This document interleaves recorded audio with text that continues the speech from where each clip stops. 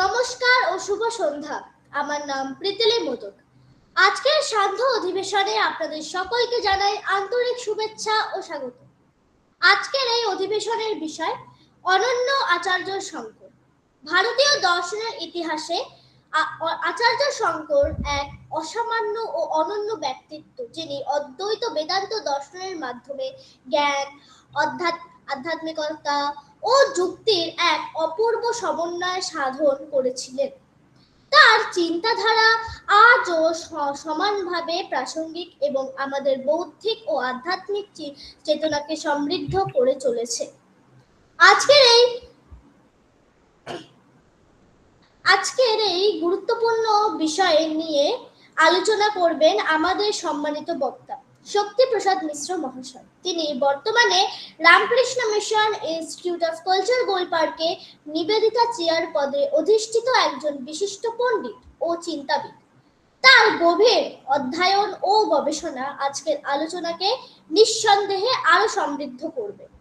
আমরা বিশ্বাস করি তার মূল্যবান বক্তব্যের মাধ্যমে আমরা আচার্য শঙ্করের দর্শন ও চিন্তার গভীর তাৎপর্য সম্পর্কে নতুন অন্তর্দৃষ্টি লাভ করতে পারব।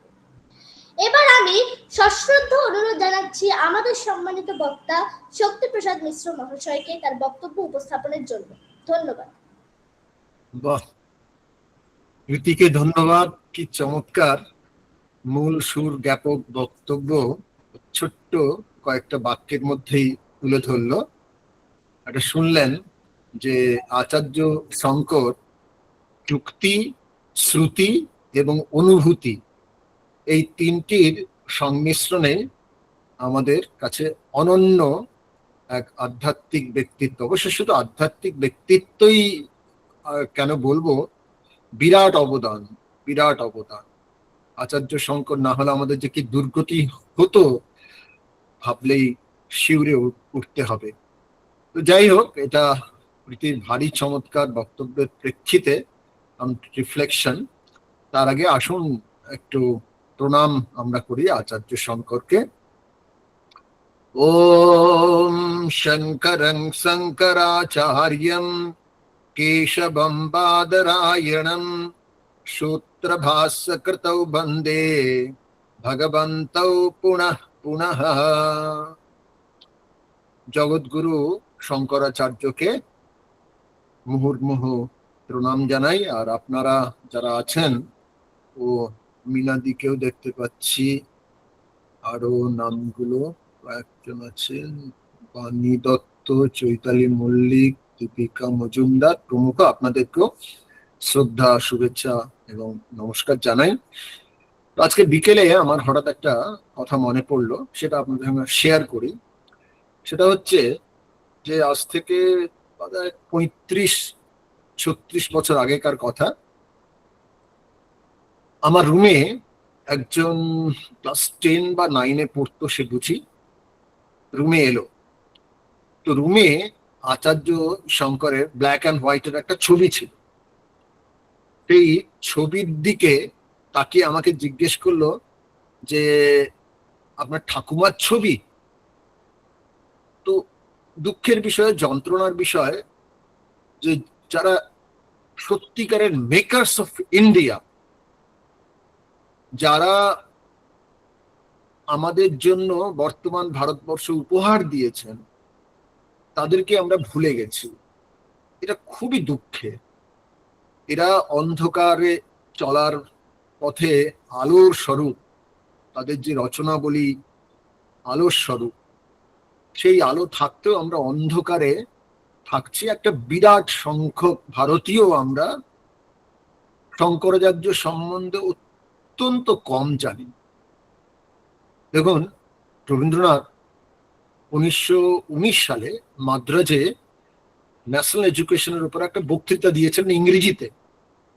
সেখানে তিনি খেদ প্রকাশ করেছিলেন যে আমাদের যে হেরিটেজ, স্পিরিচুয়াল হেরিটেজ বিরাট, যা বস্তুতপক্ষে সারা বিশ্বের আলো স্বরূপ, তাদের রচনাবলী, তাদের কীর্তি কাহিনী, অথচ আমরা যারা সেই আলো খুব সহজেই পেতে পারি, আমরা সেই সম্বন্ধে অনবহিত। উনি ইংরেজিতে এক্স্যাক্টলি যে কথাটা বলেছিলেন সেটা হচ্ছে এই রকম যে he is unfortunate, he who has no light is unfortunate, but utterly miserable is he who having it has forgotten it or has been deprived of it.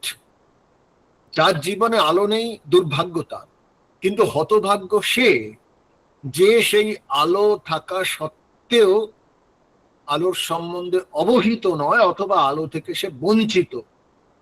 তাই তিনি খুব অ্যাসার্ট করে বলেছিলেন সেই বক্তৃতাতে যে now the time has come to break open the treasure trove of our ancestors and no longer continue to be the eternal rag pickers of other people's dustbins. এখন সময় এসেছে আমাদের পূর্বপুরুষদের সিন্ধুকের মধ্যে যে রত্নাবলী আছে সেই রত্নাবলী বের করা।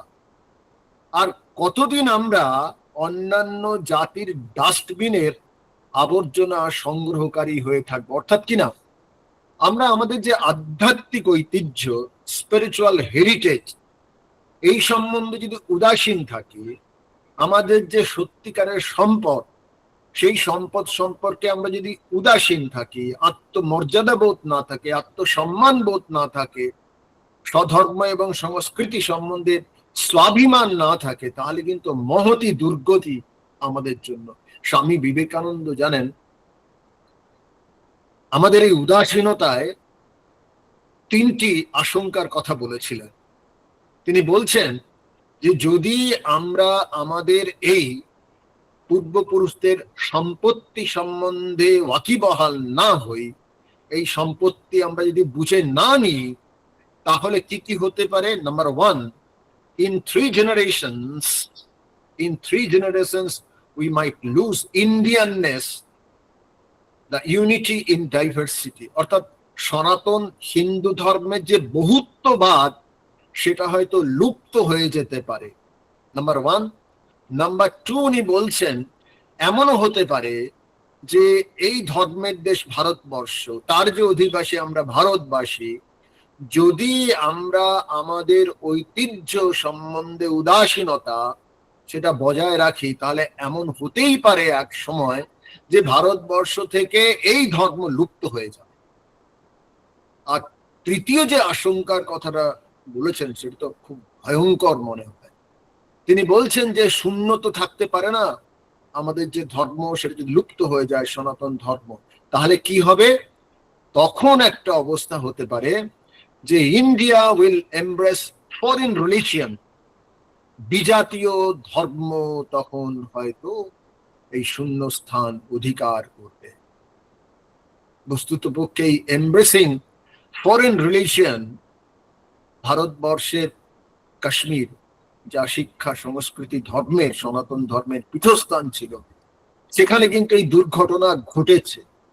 সুতরাং সময় এসেছে আমাদের আমাদের পূর্বপুরুষদের যে ধন সম্পত্তি, এই বিরাট রত্নমালা রয়েছে, সেই রত্নমালা সম্বন্ধে আমাদের অবহিত হতেই হবে। আমাদের এডুকেশন সিস্টেমে, আমাদের যে পাঠ্যপুস্তকে মোস্ট আনফর্চুনেটলি কোন রকম ভাবে আচার্য শঙ্করের উল্লেখ নেই বললেই চলে।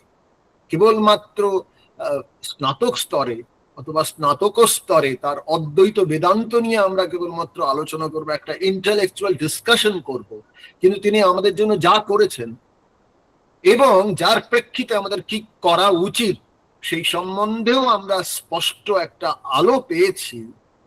তা যদি ওয়াকিবহাল না থাকি তাহলে বড় দুর্ভাগ্য। মনে পড়ছে মিশেল ডেনিনো, উনি হচ্ছেন ফ্রেঞ্চ বর্ন হিস্টোরিয়ান, এখন অবশ্য ভারতবর্ষেই থাকেন। তিনি স্বামী বিবেকানন্দের 150th বার্থ অ্যানিভার্সারি সেলিব্রেশনে আমন্ত্রিত হয়েছিলেন ম্যাড্রাস আইআইটিতে, এবং তারা স্বামী বিবেকানন্দের 150th বার্থ অ্যানিভার্সারি কি স্পিকার হিসেবে মিশেল ডেনিনোকে আমন্ত্রণ জানিয়েছিল। তো তিনি যে বিষয়ের উপর বক্তৃতা দিয়েছিলেন একটা, আমি জানি না মিশেল ডেনিনো নিজেই চুজ করেছিলেন অথবা অর্গানাইজাররা বলেছিলেন, সেটি হচ্ছে যে why be proud of being an Indian, একজন ভারতীয় হিসেবে গর্ববোধ করবে কেন।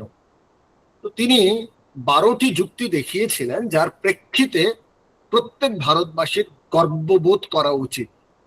সেই বক্তৃতা তিনি খেদ প্রকাশ করেছিলেন, যেটা অত্যন্ত দুঃখের যে আমাদের ভারতবর্ষের সাকসেসিভ সরকারেরা এমন কোনো উদ্যোগ নেননি, শিক্ষা ব্যবস্থা এমন আমাদেরকে উপহার দেননি, ভারতবাসীকে উপহার দেননি, যাতে ভারত বোধ জাগতে পারে, ভারতবর্ষ সম্বন্ধে একটা গর্ববোধ হতে পারে, এবং ভারতবর্ষে আমাদের যে পূর্বপুরুষদের ঐতিহ্য সেই সম্বন্ধে আমরা ওয়াকিবহাল থাকতে পারি। তো যাই হোক, প্রীতির মতো মেয়েরা, এই প্রতিভাবান যারা আছেন, এদেরকে দেখে আনন্দ হয়। এইসব ওর প্রারম্ভিক বক্তব্য শুনে আমার এইসব কথা একটু বলে ফেললাম। তো আসুন আমরা একটু আচার্য শঙ্কর সম্বন্ধে আলোচনা করি। আমরা সবাই জানি যে তার বিরাট কীর্তির মধ্যে দুটি হচ্ছে অনন্য। একটি উল্লেখ করলো প্রীতি, সেটি হচ্ছে যে তার বিশাল রচনাবলী, যে রচনাবলী সম্বন্ধে স্বামী বিবেকানন্দ বলেছেন যে wonders of the modern world, wonders of the modern world, আধুনিক বিশ্বের বিস্ময়। এবং এই আধুনিক বিশ্বের বিস্ময় সেটি মাত্র 4 বছরে রচিত। একটি প্রকাশন সংস্থা 20টি খণ্ডে আচার্য শঙ্করের রচনাবলী প্রকাশ করেছেন। আমি একটি প্রকাশন সংস্থা খবর পেয়েছি যারা 20টি খণ্ডে প্রকাশিত করেছিলেন, একটি প্রকাশন সংস্থা। আর আরেকটি প্রকাশন সংস্থা 18টি খণ্ডে প্রকাশ করতে চলেছেন। পৃষ্ঠা সংখ্যা হচ্ছে 17,000। কি আছে আমরা সেটা একটু পরে আলোচনা করব। আর দ্বিতীয়ত হচ্ছে তার আধ্যাত্মিক দিগ্বিজয়, যার ফলশ্রুতি, যার রেজাল্টস হচ্ছে ভারত নির্মাণ বা পুনর্নির্মাণ। এই আধ্যাত্মিক দিগ্বিজয় বলতে আমরা কি বোঝাতে চাইছি? দেখুন, আমরা জানি যে আচার্য শঙ্কর, যার কেরালার কালাডিতে জন্ম, কালাডি থেকে এলেন তিনি ওঙ্কারেশ্বরে, ওঙ্কারেশ্বর থেকে এলেন তিনি কাশীতে, কাশী থেকে গেলেন হিমালয়, বর্তমান উত্তরাখণ্ডে। তারপর ওখান থেকে উনি চলে এলেন আবার কাশী, বা কেউ কেউ বলে উত্তর কাশী। আর সেখান থেকে উনি গেলেন প্রয়াগরাজে, প্রয়াগরাজ থেকে গেলেন মাহিষ্মতিতে, মাহিষ্মতি থেকে প্রবেশ করলেন চোল রাজ্যে দক্ষিণে, এবং সেখানে কর্ণাটক, কেরালা ইত্যাদি নানা জায়গা প্রস্তুতপক্ষে আধ্যাত্মিক দিগ্বিজয় করে পরবর্তীকালে তিনি উপস্থিত হলেন উত্তর ভারতে। উত্তর ভারত থেকে পরে গুজরাটে, গুজরাট থেকে সিন্ধু প্রদেশে, সিন্ধু প্রদেশের পরবর্তীতে আসামে, পূর্ব ভারতে আসাম ইত্যাদির পরে তিনি চলে এলেন কাশ্মীরে এবং কেদারে তার দেহত্যাগ। তো এই যে প্রায় সারা ভারত উনি ঘুরলেন, যেখানে যেখানে ধর্মের বিকৃতি হয়েছিল, ধর্মের বিচ্যুতি হয়েছিল, তার অবসান ঘটিয়ে যথার্থ আধ্যাত্মিকতা প্রতিষ্ঠা করলেন, যা কিনা আমরা বলছি যে আধ্যাত্মিক দিগ্বিজয়। আর এই আধ্যাত্মিক দিগ্বিজয়ের ফলশ্রুতি আমরা বলছি ভারত নির্মাণ বা পুনর্নির্মাণ, যে শব্দই ব্যবহার করি না কেন। কিভাবে, কেন? দেখুন, স্বামী বিবেকানন্দ বলেছেন ভারতবর্ষের প্রাণভূমরা হলো ধর্ম।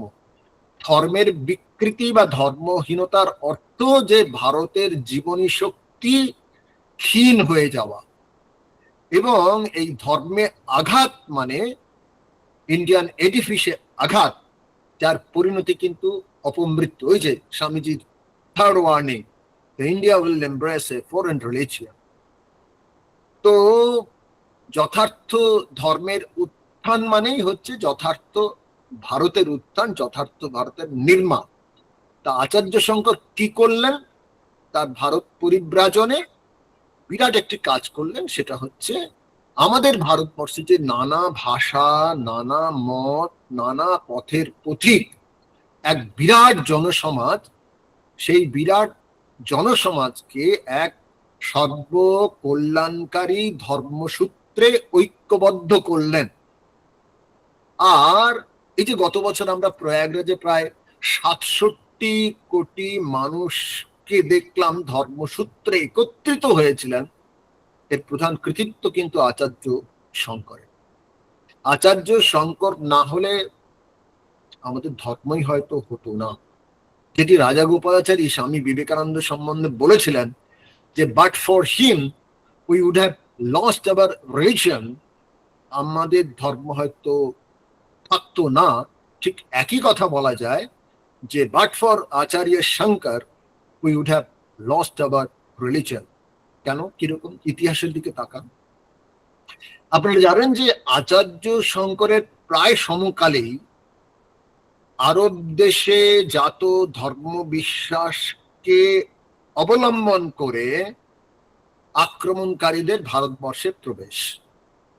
কি ছিল সেই ধর্ম বিশ্বাস? একমাত্র আমাদের ধর্মই সত্য, বাকি সব নিপাজ্জাত। এবং এই মতবাদকে মাথায় রেখে ভারতীয়দের ধর্মান্তরিত করার সদর্প অভিযান চলল প্রায় 700 বছর। কিন্তু এই অভিযান আক্রমণকারীদের প্রত্যাশিত সাফল্য এলো না। কেন? আচার্য শঙ্কর কি করলেন? আচার্য শঙ্কর বৈদিক ধর্মে যে অন্তর্নিহিত মহাশক্তি আছে সেটিকে জাগ্রত করলেন এবং প্রচার করলেন। স্বামীজি ও নিবেদিত যে খুব প্রিয় শব্দগুচ্ছ একটা আছে না, aggressive Hinduism or dynamic Hinduism, সেই অ্যাগ্রেসিভ হিন্দুইজম বা ডাইনামিক হিন্দুইজমের প্রথম যদি কেউ রূপায়ণ করে থাকেন অবশ্যই আচার্য শঙ্কর। এবং সনাতন হিন্দু ধর্মকে তিনি এক সুদৃঢ় ভিত্তির উপর প্রতিষ্ঠিত করেছিলেন। কিভাবে? প্রথম কথা, ভারতবর্ষের 4 প্রান্তে 4টি মঠ নির্মাণ করেছিলেন, আমরা সবাই জানি। ওটাকে আমরা বলতে পারি যে একটা ধর্মদুর্গ নির্মাণ। শৃঙ্গেরি মঠ, দক্ষিণে উত্তরে যোশী মঠ, পূর্বে গোবর্ধন মঠ, পশ্চিমে সারদা মঠ। এছাড়াও আরেকটি important aspect, it is because of Acharya Shankar that after some time শাস্ত্রধারী ও শস্ত্রধারী নাঙ্গা অর্থাৎ নাগা সন্ন্যাসী রূপে যারা আখ্যায়িত তাদের আখাড়া তৈরি হয়। এর দ্বারা ধর্ম সুরক্ষিত হয় বিরাট ভাবে।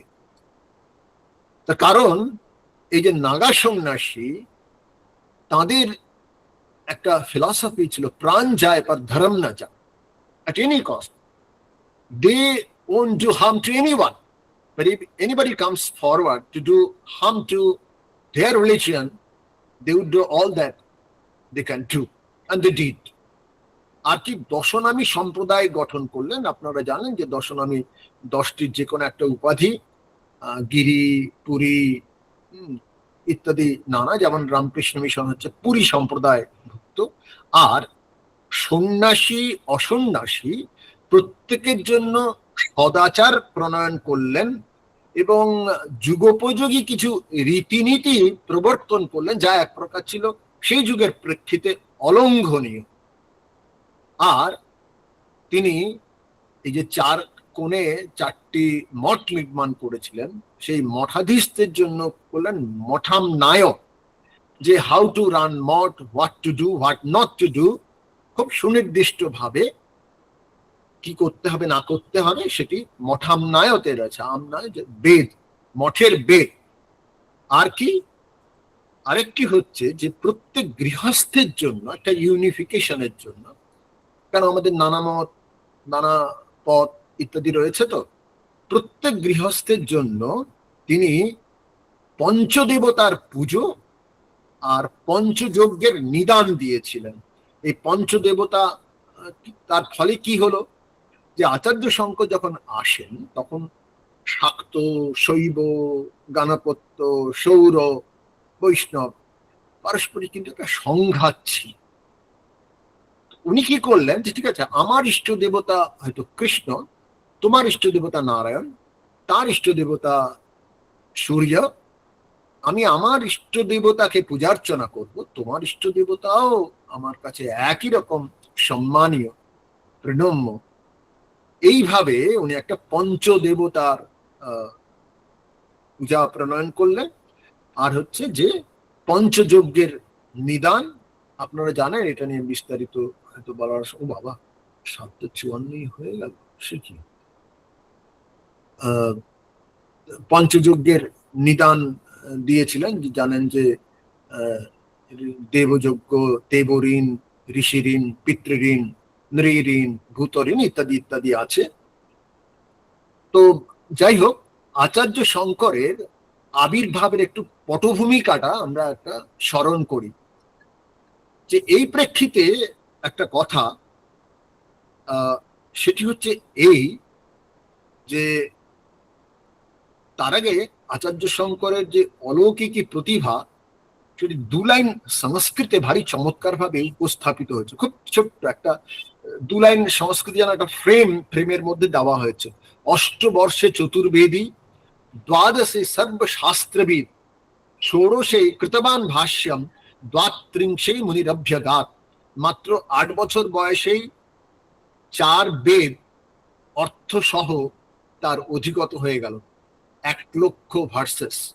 12 বৎসর বয়সে সর্বশাস্ত্রবিদ, অর্থাৎ বেদ, বেদান্ত, বেদাঙ্গ, ন্যায়, জৈন মতবাদ, বুদ্ধ মতবাদ ইত্যাদি ইত্যাদি সমস্ত কিছু। আর 12 থেকে 16, মাত্র 4 বছরের মধ্যে তার রচনাবলী। তার রচনাবলীর মধ্যে কি কি আছে সেটি হচ্ছে যে আমরা জানি যে অন্তত পক্ষে 10টি উপনিষদের ভাষ্য রয়েছে।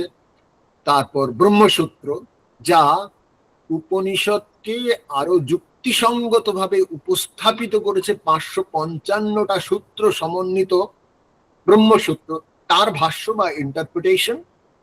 আর গীতা, সনদ সুজাতীয়, বিষ্ণু সহস্রনাম, এগুলির ভাষ্য।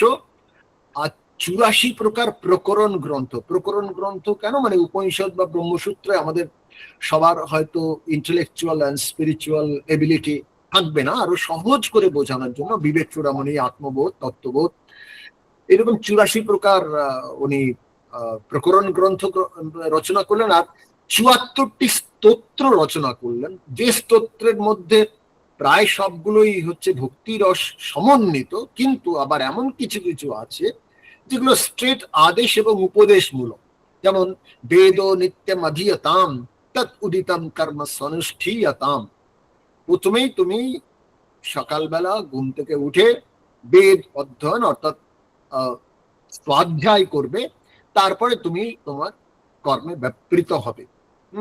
সেই সঙ্গে সঙ্গে যেমন বিখ্যাত তার ভজ গোবিন্দম স্তোত্র আছে, স্ট্রেট কি করতে হবে না করতে হবে। বিশেষ করে সময় তো হয়েই গেল, ভজ গোবিন্দম স্তোত্র, এইটা নিয়ে ভবিষ্যতে একটা আলোচনা করে, যেখানে এটা অনবদ্য এই কারণে বলছি যে একটা হচ্ছে স্ট্রেট টকিং আছে, খুব সোজা সহজ করে আমাদের what to do and what not to do স্পষ্টভাবে দিয়েছে, বিশেষ করে সিনিয়র সিটিজেনদের জন্য। এই যে সংসারে ঘাত প্রতিঘাত আমরা পাই, তার মোকাবিলা করব কি করে, যাদের জন্য সর্বস্ব দিলাম তাদের কাছ থেকে প্রত্যাশিত ভালোবাসা বা যত্ন পাই না, এটা কি আমার ক্ষেত্রেই কেবল, অথবা সবার জন্যই? তো মোকাবিলা করব কি করে? যাবৎ বিত্ত উপার্জন শক্ত, তাবৎ নিজ পরিবার ও রক্ত, পশ্চাৎ ধাবতী জর্জর দেহে, বার্তাং কোপি না পৃচ্ছতি গেহে। এই যে অবস্থা, এর থেকে উত্তরণের কোনো উপায় আছে? এই ডিটেলস আচার্য শঙ্কর তার ভজগোবিন্দম স্তোত্রে বলেছেন। ভজগোবিন্দম মূলত হচ্ছে মোহ মুদগর, মুদগর মানে হচ্ছে গদা, আর মোহকে বারবার আঘাত করা। কিভাবে? আবৃত্তির মাধ্যমে, মননের মাধ্যমে। তাহলে আমাদের যে মোহান্ধ হয়ে আছি সেটা নষ্ট হয়ে যাবে। এইটাই এই মোহাম্মদগর বা ভজ গোবিন্দমে বলেছেন। আর কেন এটা খুব আলোচ্য বিষয়, সেটি হচ্ছে সিনসিয়ারিটি অফ পারপাস আছে, একটা আন্তরিকতা পূর্ণ আছে। ঠিক ঠাকুর যেমন খুব আন্তরিকভাবে বলছেন না, ওরে নিরঞ্জন, দিন যে যায় রে, ভগবান লাভ করবি কবে। প্রায় ঠিক একই ভঙ্গিতে ভজ গোবিন্দম স্তোত্রে আমাদেরকে আহ্বান জানানো হয়েছে যে wake up from where you are now. ভারী চমৎকার ভাবে। তো সেটা আমরা যদি সম্ভব হয় তাহলে একটু শেষের দিকে আলোচনা করব। আর এবারে আচার্য শঙ্করের একটু আবির্ভাবের পটভূমিকার একটু স্মরণ করি। তার আগে একটা কথা আর একটা আমাদের জানা দরকার যে সনাতন ধর্ম এটা ইউনিকনেস কোথায়, যে শেষ কথা বলা হয়ে গেছে বলে ফুল স্টপ বা দাঁড়ি টেনে দেওয়ার কথা বলে না। একটা চরই বেতি, একটা কন্টিনিউশনের ব্যাপারটা রয়েছে, যেটা নিবেদিতা তার রিলিজিয়ন অ্যান্ড ধর্ম বলে যে প্রবন্ধ রয়েছে ভারী চমৎকার ভাবে তুলে ধরেছেন। ওখানে উনি বলেছিলেন যে হোয়াট ডিফারেন্সিয়েটস এই সনাতন ধর্ম from other religions is that is constantly growing and spreading and taking in new areas of experience,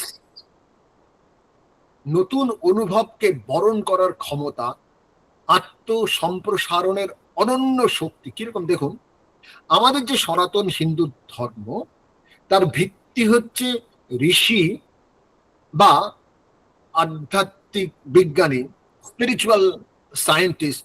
স্বামী রঙ্গনাথানন্দ যে এই শব্দটা বিশেষ করে ব্যবহার করতেন, যে অধ্যাত্ম বিজ্ঞানী, তাদের আবিষ্কৃত সত্য যা বেদোপনিষদে নিহিত রয়েছে। এবং বেদোপনিষদ কি করে, মূলত অভ্যুদয় এবং নিঃশ্রেয়সের পথ দেখায়। অভ্যুদয় মানে আমরা সবাই জানি যে মেটেরিয়াল প্রসপারিটি, আর নিঃশ্রেয়স মানে কি, spiritual excellence ultimately leading to moksha, মুক্তি।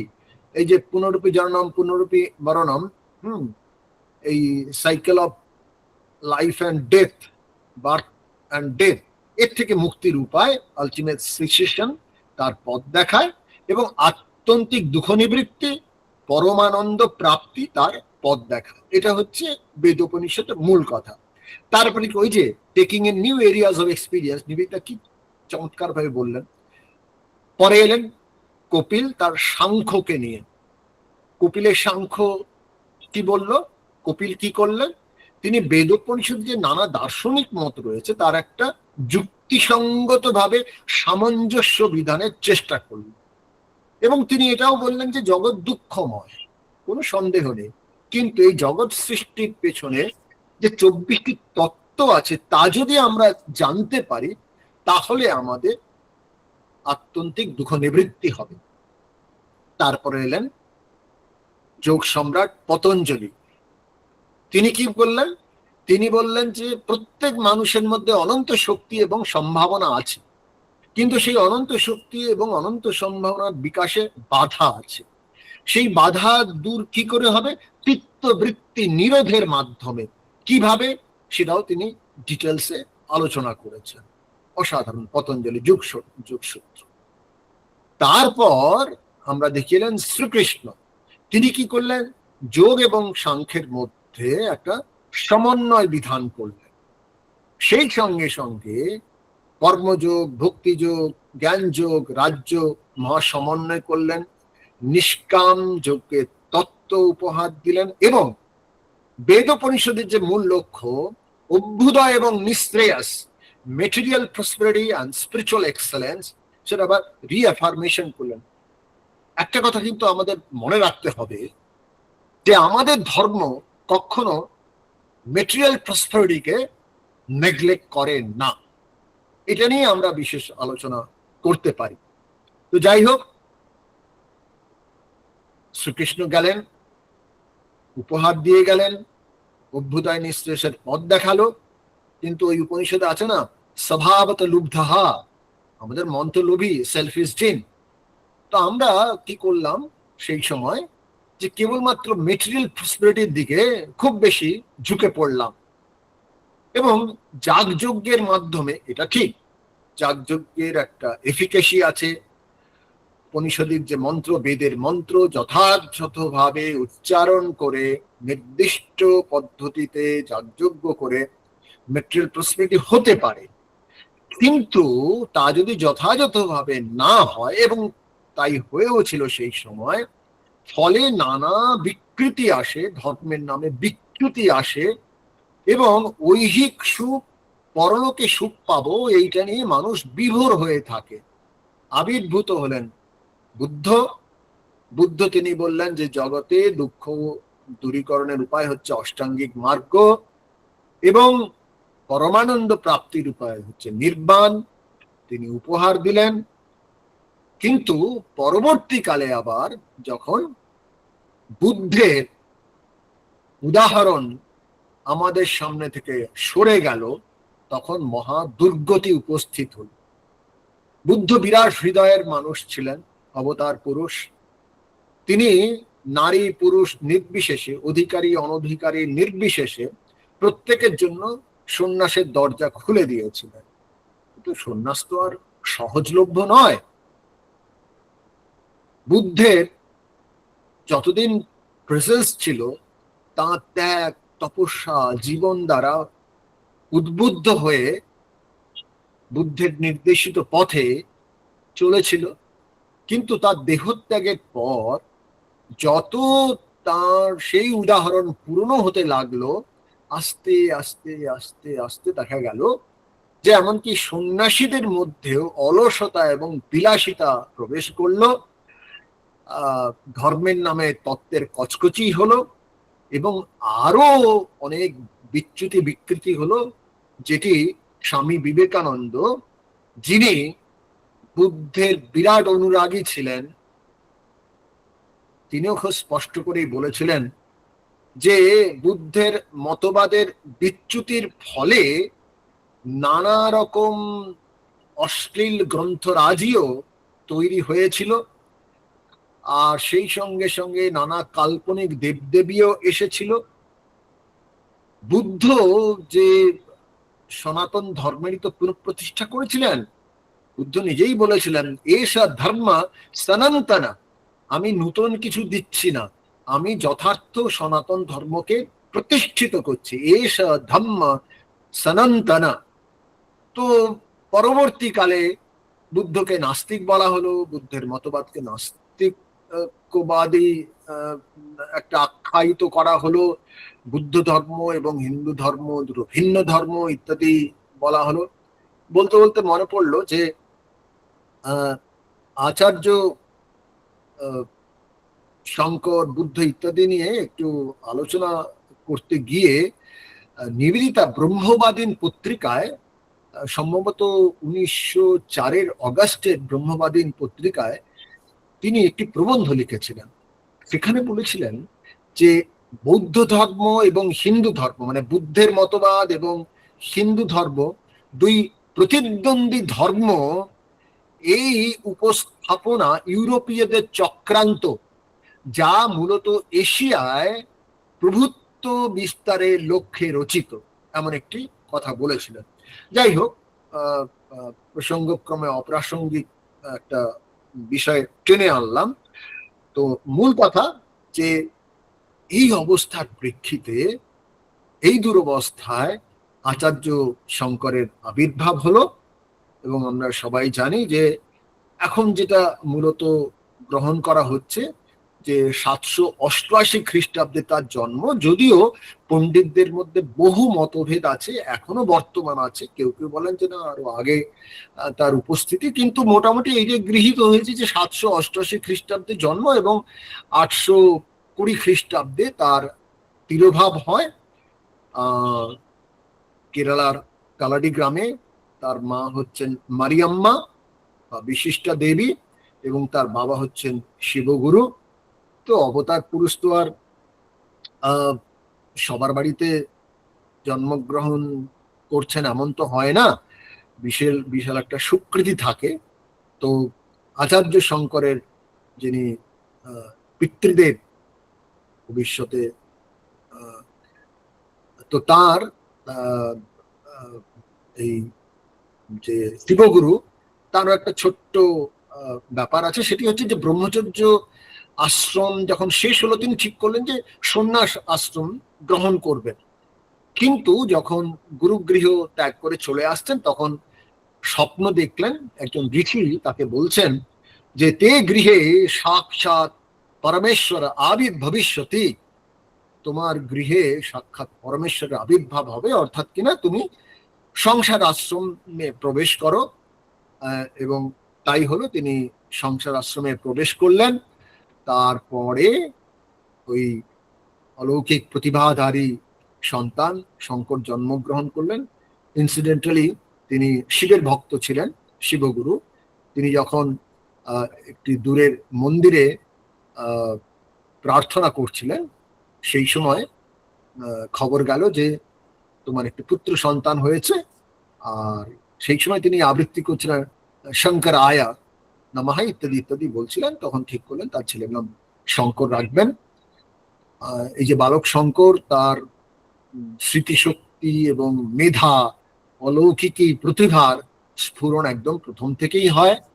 তো বাবা ইচ্ছে ছিল যে 2 বছর বয়সেই তার সন্তানকে, 2 বছর বয়সেই তিনি সিদ্ধান্ত নিলেন যে তার সন্তানকে, তৎকালীন যে রীতি ছিল 8 বছর বয়সে উপনয়ন, তিনি ঠিক করলেন যে 5 বছর বয়সে উপনয়ন দিয়ে তারপরে ছেলেকে পাঠিয়ে দেব গুরুগৃহে। তো একদিন কথায় কথায় বলছেন ছেলেকে যে জানো তো, তোমার উপনয়ন আমি আগেই করব, আর উপ মানে তো সমীপে, নয়ন মানে হচ্ছে গমন, তার মানে আমাদের ছেড়ে তোমাকে গুরুগৃহে গমন করতে হবে। তখন সেই বালক শঙ্কর, সে বলছে যে 2 বছরের বয়সী শঙ্কর, সে বলছে আচ্ছা বাবা, এই উপনয়নের আরেকটা অর্থ আছে না, সেটা হচ্ছে উপ মানে আরেকটি, আর নয়ন মানে হচ্ছে চোখ। তার মানে উপনয়ন হচ্ছে উপনিষদ রূপী একটা চোখ, এবং সেই উপনিষদ রূপী যে চোখের মাধ্যমে আমরা আমাদের স্বরূপ জানতে পারি, এই হচ্ছে উপনয়ন। তখন বললেন যে তুমি কি করে জানলে? বলছে না, তুমি একদিন এই কথাটা বলছিলে, আমি শুনেছি। তো যাই হোক, তার বাবার দুর্ভাগ্য যে শঙ্কর 3 বছর হওয়ার আগেই তার দেহত্যাগ হয়। পরবর্তীকালে মা বিশিষ্টা দেবী ছেলের উপনয়ন 5 বছর বয়সে করিয়ে তারপরে গুরুগৃহে প্রেরণ করলেন। গুরুগৃহ তার অলৌকিক প্রতিভার পরিচয় খুব দ্রুতই পাওয়া গেল। সেই সঙ্গে সঙ্গে একটা হৃদয় বত্তা, গভীর হৃদয় বত্তা একটা ছোট্ট ঘটনা আছে যে আচার্য শঙ্কর একদিন, তখনকার যে রীতি ছিল ভিক্ষাং দেহি বলে গৃহস্থের বাড়িতে গেছেন, তখন একজন মহিলা বেরিয়ে এসেছেন। বেরিয়ে এসে বালককে দেখে তার চোখে জল, কেন বাড়িতে প্রায় কিছুই নেই, অথচ প্রাণ চায় যে এই বালককে কিছু দেব, একটু অপেক্ষা করতে বলে তিনি প্রবেশ করলেন। গিয়ে কিছুই পেলেন না, কেবলমাত্র একটা শুকনো আমলকি পেলেন, সেইটা নিয়ে এসে চোখের জল ফেলতে ফেলতে তার ঝুলিতে দিলেন। আচার্য শঙ্কর সব বুঝতে পারলেন, তারও বিরাট হৃদয় ছিল, এবং সেই দুঃখে কাতর হয়ে তার মুখ থেকে অনায়াসে একটা প্রার্থনা বেরিয়ে আসে। সেটা হচ্ছে ধনদাত্রী দেবীর প্রতি, যে যারা দুঃখী দিন তাদের তুমি দুঃখ দূর করো। কনকধারা স্তোত্র বলে পরিচিত, ধনদাত্রী মা লক্ষ্মীর প্রতি, এটা ইউটিউবে আপনারা পেয়ে যাবেন। তো শোনা যায় যে তারপরে তার বাড়িতে অলৌকিক ভাবে কিছু সোনার আমলকি আসে, এবং তাদের অভ্যুদয় এবং নিঃশ্রেয়াস দুটোই নিশ্চিত হয়। যাই হোক, একটা সময় এলো, গুরু যখন বললেন যে তোমাকে দেও আমার কিছুই নেই, তোমার পাঠ সমাপ্ত। তিনি ফিরে এলেন ব্রহ্মচর্য আশ্রম থেকে, ফিরে এসে বৈরাগ্যপূর্ণ তার মন, পবিত্রতার জ্বলন্ত প্রতিমূর্তি, তার ইচ্ছে সন্ন্যাস গ্রহণের, কিন্তু মা কি সহজে ছেড়ে দেবেন? সেটা তো রাজি হবেন না। তো নাটকীয় একটা ঘটনাও ঘটলো। সেটি হচ্ছে যে তিনি নদীতে স্নান করতে গেছেন, সঙ্গে তার বন্ধু বিষ্ণু শর্মাও আছে। হঠাৎ করে একটা কুমির এসে ধরেছে, চিৎকার চেঁচামেচি, মা শুনতে পেয়ে এগিয়ে এলেন। এসে তারপরে দেখছেন ছেলে তখন বলছে, মা এবার তো আমার প্রাণ যায় যায় অবস্থা, তুমি অন্তত এখন আমাকে সন্ন্যাসের অনুমতি দাও, তাহলে আমি আতুর সন্ন্যাস বা মানসিক সন্ন্যাস গ্রহণ করি। অগত্যা রাজি হলেন। নাটকীয়ভাবে কুমির শঙ্করকে ছেড়ে চলে গেল। উপরে উঠলেন, বলেন মা এখন তো আমি সন্ন্যাসী, আর ঘরে ফিরছি না, আমাকে বিদায় দাও। মায়ের মন স্বাভাবিকভাবেই বিষণ্ণ।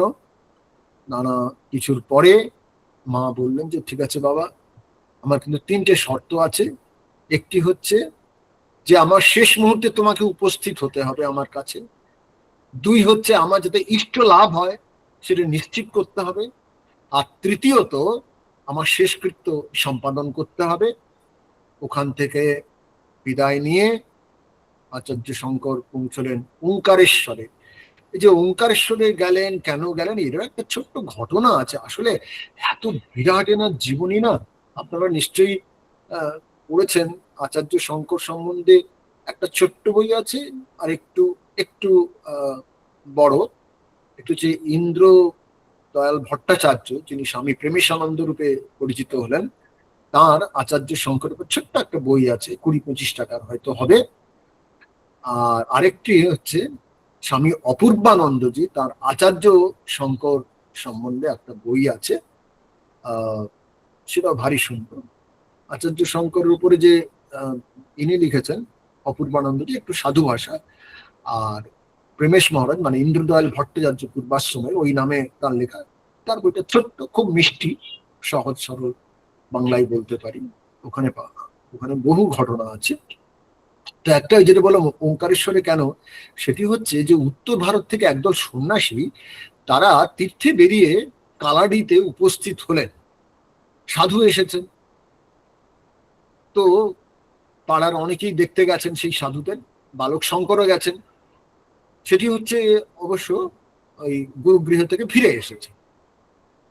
তো তিনি দেখছেন সাধুদের একজন, তাদের মধ্যে যে সবচেয়ে বয়স্ক লিডার টাইপেরই হয়তো হবেন, সৌম্যকান্তি, তিনিও বারে বারে শঙ্করকে দেখছেন। দেখছেন যে বাবা, এই তো পবিত্রতা এবং বৈরাগ্যের জ্বলন্ত প্রতিমূর্তি।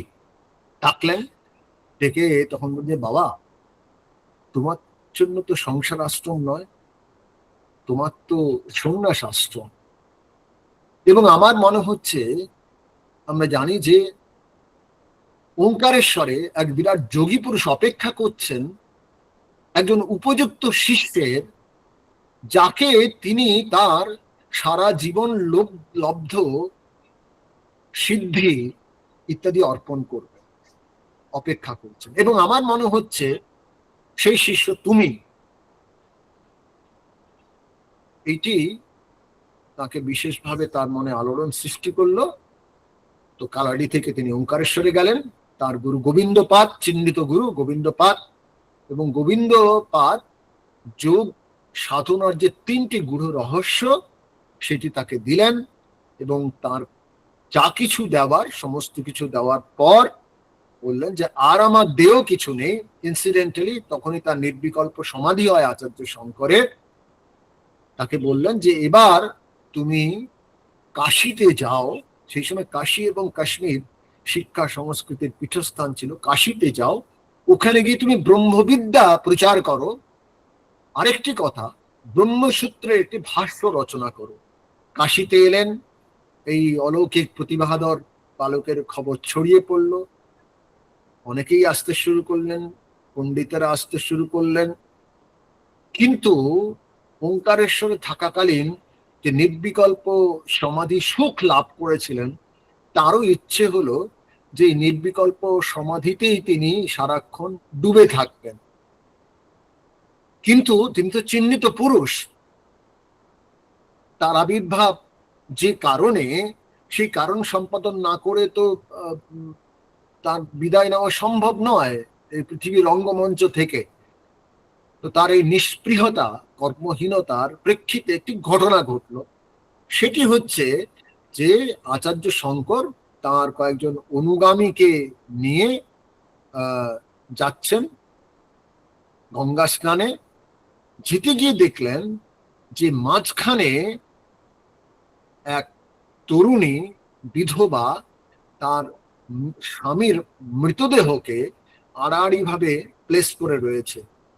তখন আচার্য শঙ্কর বললেন যে আপনি এই মৃতদেহকে সরিয়ে দিন। তখন সেই রমণী বলছেন যে কেন, এই মৃতদেহই সরে যাক, আপনি বলুন, তাহলে তো সরে যাবে। যে তা কখনো হয় নাকি, এই কখনো মৃতদেহ সরতে পারলে কেন? আপনি সবসময় অহং নির্বিকল্প নিরাকার রূপ এই সমস্ত কথা বলেন, এবং আপনার দৃষ্টিতে জগৎকে মনে হয় যে মিথ্যে, স্বপ্নে দেখা জগৎ, বিশ্বং দর্পণ দৃশ্যমান নগরী তুল্যম, একটা আয়নাতে যেমন নগরী দেখা যায় ঠিক সেই রকম ভাবে জগৎ হচ্ছে একটা মিথ্যে স্বপ্নে দেখা জগৎ। তো সেক্ষেত্রে আমরা দেখছি যে জগৎ সংসারের মধ্যে ক্রিয়াশীলতা আছে, তাহলে আপনার ওই অহং নির্বিকল্প নিরাকারই তো সমস্ত কিছু চালনা করছে, তাই না? নির্গুণ নিরাকার ব্রহ্মই তো সমস্ত কিছু চালনা করছে, তাই তো? তো এখানে শক্তির কোনো স্থান নেই। তখন আচার্য শঙ্করের সম্বিত ফিরল। এমন নয় যে তিনি জানেন না, এমন নয় যে তিনি জানেন না, ব্রহ্ম এক এবং অদ্বিতীয় অবশ্যই, কিন্তু ব্রহ্ম তো নিষ্ক্রিয়, শক্তি সংযুক্ত হলেই তিনি ক্রিয়াশীল হন। এই বোধটা সঙ্গে সঙ্গে তার মধ্যে পুনর্জাগরিত হলো, তিনি বুঝতে পারলেন, এবং সঙ্গে সঙ্গে বলা হয় তার মুখ থেকে বিখ্যাত যে ভবান্যষ্টকম আছে সেটি বেরিয়ে এলো, গতিস্ত্বং গতিস্ত্বং ত্বমেকা ভবানী, শক্তি বিনা কোনো কাজ হয় না। তারপরে আচার্য শঙ্কর তাঁর যে অভিপ্সিত ব্রহ্মবিদ্যা প্রচার, আবার প্রচারে ব্রতী হলেন, কিন্তু তার যে আরো বিরাট কাজ অপেক্ষা করছে সেটা তখনও অনেক বাকি। আর যিনি এত বিরাট পুরুষ হবেন তার যাতে কোনো বিন্দু মাত্র খুঁত বা ন্যূনতা না থাকে এটা নিশ্চিত করার জন্য আরেকটি ঘটনা এই কাশীতে ঘটলো। সেটি হচ্ছে এই রকম যে আচার্য শঙ্কর গঙ্গা স্নানে বেরিয়েছেন তার অনুগামীদের নিয়ে, এমন সময় দেখলেন যে একজন অন্তজ অত্যন্ত মলিন বেশধারী নোংরা সমস্ত কিছু কুকুর নিয়ে আসছেন, পথ আটকেছেন। তখন শঙ্কর বললেন যে মার্গাদ অপসরো, তুমি এই রাস্তা থেকে সরে যাও। তখন সেই যে অন্তজ ব্যক্তি তিনি বললেন যে শঙ্করং প্রাহ কিং দেহং কিংবা আত্মানম, তুমি কাকে সত্য বলছো শঙ্কর? এই শরীরটাকে সত্য বলছো না আত্মাকে সত্য বলছো? আত্মা সরলে সে কোথায় সরবে? আর যদি বলো তুমি এই শরীর আর তোমার শরীরের মধ্যে পার্থক্য কি? তোমার শরীর যে পঞ্চভূতে তৈরি, আমার শরীরও সেই পঞ্চভূতে তৈরি। তোমার শরীরের মধ্যে যা আছে আমার শরীরের মধ্যেও তাই আছে, তা সরবেটাকে? Immediately Acharya Shankar could understand ইট।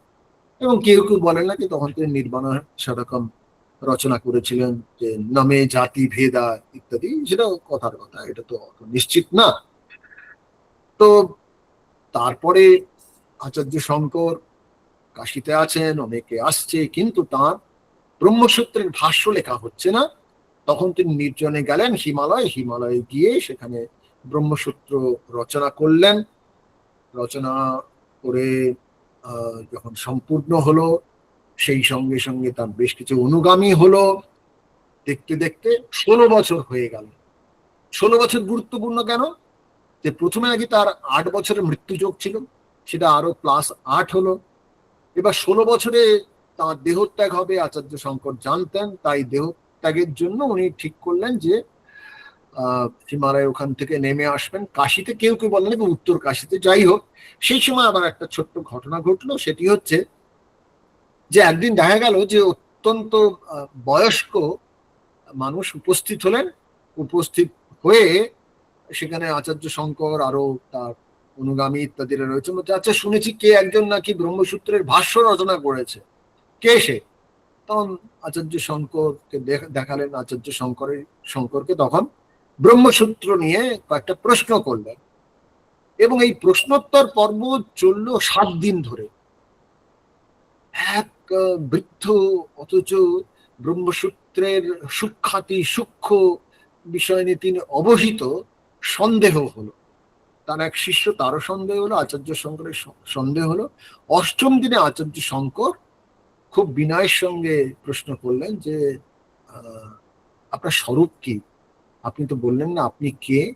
তখন তিনি স্বরূপ উন্মোচন করে বললেন যে আমি ব্যাসদেব। আর তোমার ভাষ্য রচনা আমি শুনেছি, কেমন হলো সেটাও পরখ করলাম, যে ব্রহ্মসূত্রের ভাষ্য। সেই সঙ্গে সঙ্গে আরেকটা বিশেষ কারণে এসেছি, সেটি হচ্ছে তোমার বেশ কিছু অনুরাগী হয়েছে, অদ্বৈত বেদান্ত চর্চা হচ্ছে, ব্রহ্মসূত্রের আলোচনা হচ্ছে, খুব ভালো কথা। কিন্তু তুমি যদি এই অদ্বৈত বেদান্ত বিশেষভাবে প্রচার না করো, তাহলে কিন্তু একটা ক্ষুদ্র সম্প্রদায় রূপে থাকবে। তাই তোমার এখন কর্তব্য হচ্ছে এই অদ্বৈত বেদান্তের বিশেষ করে প্রচার প্রসার করা, যেটা সাধারণের মধ্যেও যায়।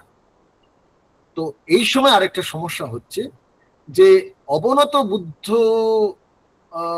মতবাদের দুর্গতির প্রেক্ষিতে বেদের যে কর্মকাণ্ড আছে তার রমরমা প্রচন্ড ভাবে হয়েছে।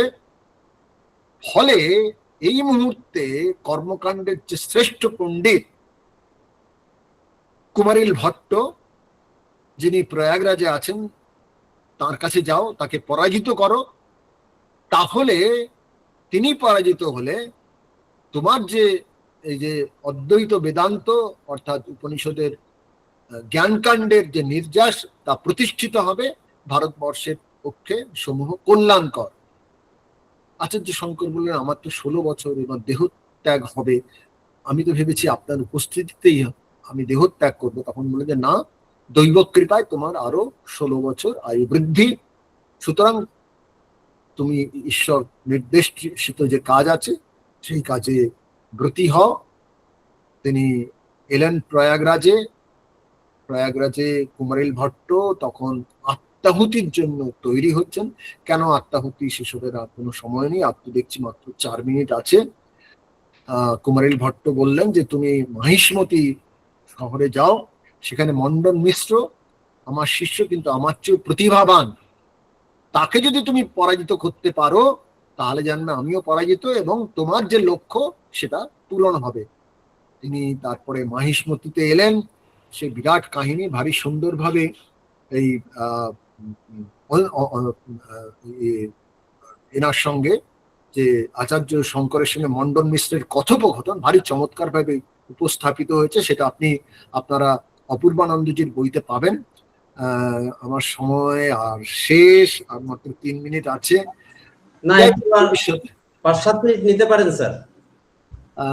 আমার খুব ইচ্ছে ছিল যে ওই ভজ গোবিন্দম নিয়ে আলোচনা করবো, যদিও আজকে একটু করে নিন স্যার। হ্যাঁ, ওটা খুব আপনি অবশ্যই করে নিন না স্যার, আমাদের অসুবিধা নেই। তো ঠিক আছে, ওর জীবনীটা আপনারা একটু পড়ে নেবেন, তাহলে আমি আরো 3-4 মিনিট একটু বলে নিই। আমি প্রথমেই বলেছি যে এই যে ভজগোবিন্দম স্তোত্রটা আছে, সেই ভজগোবিন্দম স্তোত্রের ইউনিকনেসটা বলেছে একদম সরাসরি তিনি বলেছেন, যেটা আমি আগেই উল্লেখ করেছি। আর দ্বিতীয়ত হচ্ছে যে একটা সেন্স অফ আর্জেন্সি আর সিনসিয়ারিটি অফ পারপাস রয়েছে। তো ব্যাপারটা কি, কিভাবে এই ভজগোবিন্দম স্তোত্রটা রচিত হলো, সেটি হচ্ছে যে আচার্য শঙ্কর তখন কাশীতে চলে এসেছে। কাশীতে তার কয়েকজন অনুগামী, বলা হয় যে 14 জন শিষ্য বা অনুগামীকে নিয়ে তিনি গঙ্গা স্নানে যাচ্ছেন বা বাইরে বেরিয়েছেন। সেই সময় দেখছেন যে একজন বয়স্ক মানুষ, বৃদ্ধ, তিনি ওই পাণিনি সূত্র বারে বারে মুখস্থ করছেন। তার ব্যাকরণের পণ্ডিত হওয়ার অত্যন্ত আকাঙ্ক্ষা, তাই ব্যাকরণের সূত্র মুখস্থ করে যাচ্ছেন। দুঃখিত হলেন, উদার হৃদয় সম্পন্ন শঙ্করের কষ্ট হলো যে আহা, দিন দুই বাদে শেষ নিঃশ্বাস ত্যাগ করবে, যখন কিনা ঈশ্বরের স্মরণ মনন প্রণিধান করা উচিত। আর সেখানে এই বসে বসে সূত্র মুখস্থ করছে, তখন তার মুখ থেকে অনায়াসে বেরিয়ে এলো ভজ গোবিন্দম ভজ গোবিন্দম গোবিন্দং ভজ মূঢ়মতে সংপ্রাপ্তে সন্নিহিত কালে নাহি নাহি রক্ষতে ডুক্রিং করণে। এই ডুক্রিং করণে এই ক্রি ধাতু আওড়ালে তুমি কিন্তু মৃত্যু ভয় থেকে রক্ষা পাবে না। সুতরাং ভজ গোবিন্দম গোবিন্দং ভজ মূঢ়মতে। যাই হোক, যদিও এটি ভজ গোবিন্দম স্তোত্র নামে পরিচিত, আসলে এটা হচ্ছে মোহমুদ্গর। এই মোহমুদ্গরের আবার দুটো ভাগ আছে, একটা হচ্ছে দ্বাদশ পঞ্জরিকা আর একটা হচ্ছে চরপট পঞ্জরিকা। পঞ্জরিকা মানে কি, চরপট মানে কি, আমি ডুক্রিংকরণে যাচ্ছি না, কিন্তু মূল কথাটা হচ্ছে যেটা বললাম, যে এটি আমাদের কাছে অত্যন্ত গুরুত্বপূর্ণ, বিশেষ করে যারা সিনিয়র সিটিজেন রয়েছে তাদের ক্ষেত্রে গুরুত্বপূর্ণ এই কারণে যে আমরা কি করে সাধারণ মানুষ, ঠাকুরও কথামৃতে বারে বারে বলেছেন যে লাস্ট অ্যান্ড গোল্ড কাম কাঞ্চনে আসক্ত মানুষ, বদ্ধজীবের দুরবস্থা ঠাকুর বলেছেন সেই উটের মতো কাটা ঘাস খাচ্ছে, খেতে খেতে মুখ থেকে রক্ত বেরোচ্ছে, অথচ কাটা ঘাস খাওয়া থেকে বিরত হচ্ছে না। ঠিক সেই রকম ভাবে আমরাও আসক্ত হয়ে রয়েছি, যন্ত্রণা দগ্ধ হচ্ছি, সেখান থেকে উত্তরণের উপায় খুঁজে পাচ্ছি না। তো এই বদ্ধজীবের অবস্থা থেকে উত্তরণ কিভাবে হবে, দেখা যান যে এই জগৎকে ধোঁকার টাটি হিসেবে আমাদের মনে হবে, এবং অবশেষে এটাকে মজার কুটি বলে আমরা মনে করতে পারবো কি করে। এই উত্তরণের একটা উপায় তিনি দেখিয়েছেন। ধোঁকার টাটি মানে কি, কথামৃতে কথিত আছে, টাটি মানে বাটি, হিন্দিতে টাঠি বলে, টাঠি পাত্র, ধোঁকার টাটি আর ইলিউশনারি, অর্থাৎ কি না, এই যে জগৎ সংসার বস্তুতপক্ষে ভ্রামেন সর্বভূতানি যন্ত্র রূঢ়ানি মায়া, আমরা মায়া মোহর শিকার হয়েছি, মায়াকে চিনতে পারলে মায়া পালিয়ে যায়। ঠিক সেই রকম ভাবে এই স্তোত্র উচ্চারণ এবং মনন করলে আমরা অ্যাটলিস্ট বদ্ধজীবের অবস্থা থেকে উত্তরণের ফলে জগৎকে ধোঁকার টাটি বলে মনে করব।